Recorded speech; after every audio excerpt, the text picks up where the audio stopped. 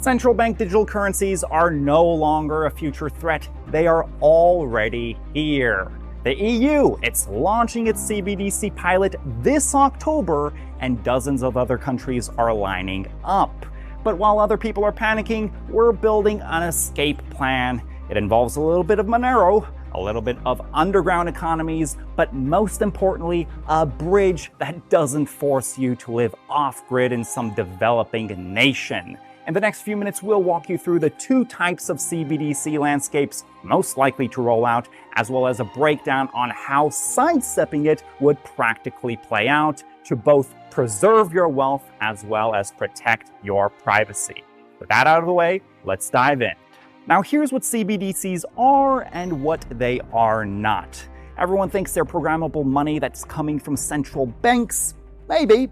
But the twist is that many governments have figured out it is far smarter to outsource that control to private companies to avoid civil unrest. Because after Nigeria's failed CBDC rollout a few years ago, a new playbook has emerged to sell this project to the masses, to collaborate with private companies who will be the frontman enforcers. So the new CBDC model may be something similar to Tether, USDC, or some bank stablecoin that they'll roll out with. And by the way, USDC and Tether have both been known to collaborate with the FBI as well as the CIA to blacklist wallets.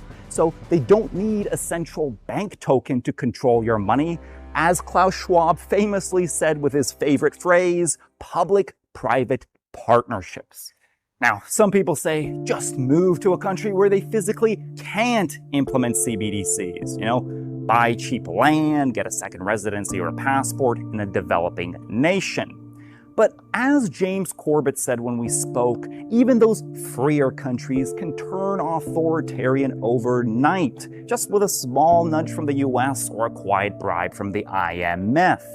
We do not know which place is going to turn into the next Orwell's 1984, but we do know this: every government is a mafia, and total control is every state's wet dream. And trust me, making money in these lesser developed countries is not the same as making money back home. So the real strategy, by all means, sure, live in those freer countries, but build those rails to move your wealth internationally. Live in the East, make money in the West, where you know how to. And let me walk you through step by step on how a CBDC world would look like. No, it does not involve bartering with gold and silver. It doesn't mean just use Monero, bro. And it certainly doesn't mean that you have to live in some off-grid jungle hut in a developing nation. It's going to be with Hawala. Now, I know there'll be some brain-dead commenter down below who will sheepishly repeat government propaganda, and they'll say that, it's just used by money launderers, it's just used for terrorist financing. And to you, I say I would highly recommend to look into Dr. Grab, who was a Harvard PhD economist with an MBA from Wharton, and in 2001 he wrote an article in praise of Hawala. He laid it out pretty clearly that Hawala uses the same accounting mechanism that banks use to wire treasury bills between one another and settle internal balances. When banks do it, it's called interbank settlement. When brown people without a license do it, it's called Hawala. One sounds official, the other one sounds like terrorism, and that's why banks hate it, because they can't control it. So don't be a sheep. Educate yourself. I left the link in the description down below to Grab's article. To simply explain what Hawala is, it's basically people moving money around the world without banks. Picture this scenario: you have a friend, Kolya, he's living in Russia, and you want to send him $1,000. Now, I'm using Russia for this example so that you would get the point. This isn't just something random that Arabs use, it's a global thing. Now, the problem with Kolya is that he can't receive a direct bank transfer because Russia was taken off the SWIFT system a few years ago. So you would find a local trusted broker, one who's reliable, and he would send an encrypted message to his uncle in Russia, also a Hawaladar, to tell him exactly how to give the money to Kolya through an agreed upon code. The next day, Kolya goes and collects his rubles at a black market rate, which is usually better than the official exchange rate, and the entire transaction for sending the money is done in less than 24 hours at a very cheap cost. Now, how do you find a Hawala in a CBDC world, especially one that would accept large volumes? Just like you would find an OTC dealer, not through Google, you go where they show up, such as international shipping expos or trade and procurement summits in Dubai, Istanbul, Nairobi, or Kuala Lumpur.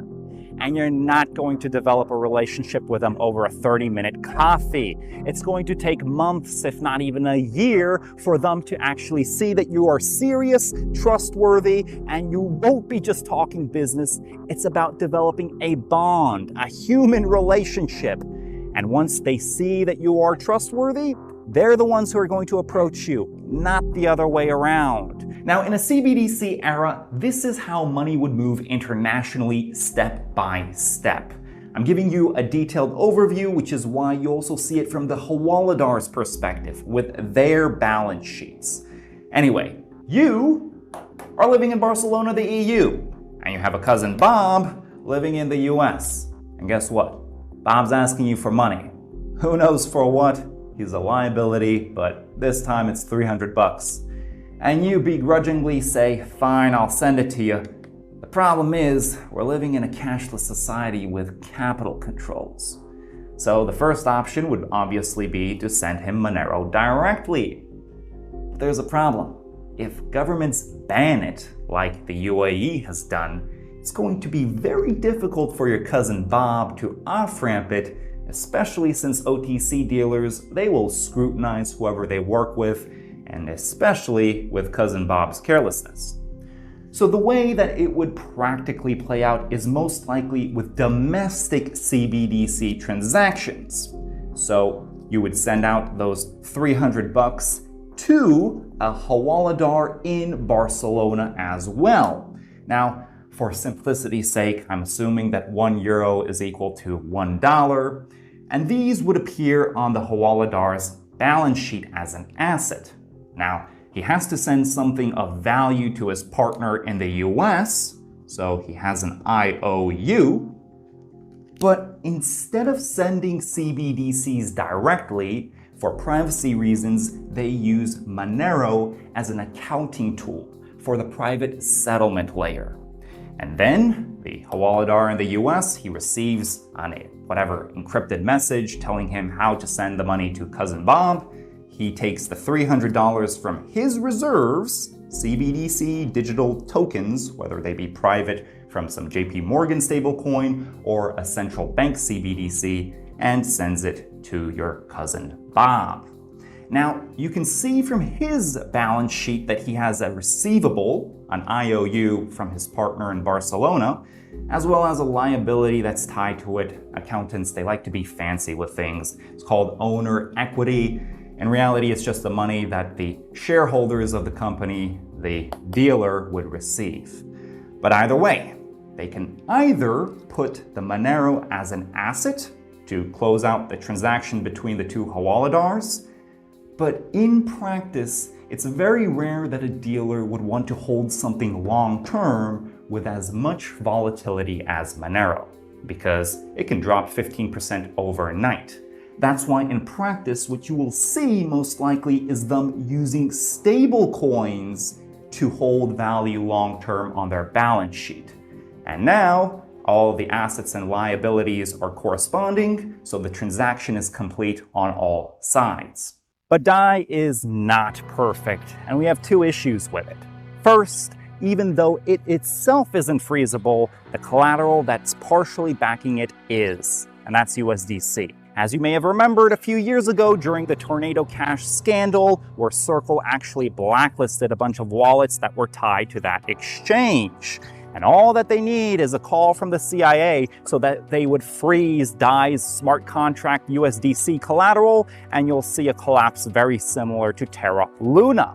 And secondly, even though DAI is not with a freeze function right now, the MakerDAO team has openly discussed implementing one in their new architecture called the Endgame Plan. and are transitioning to a new stablecoin called USDS.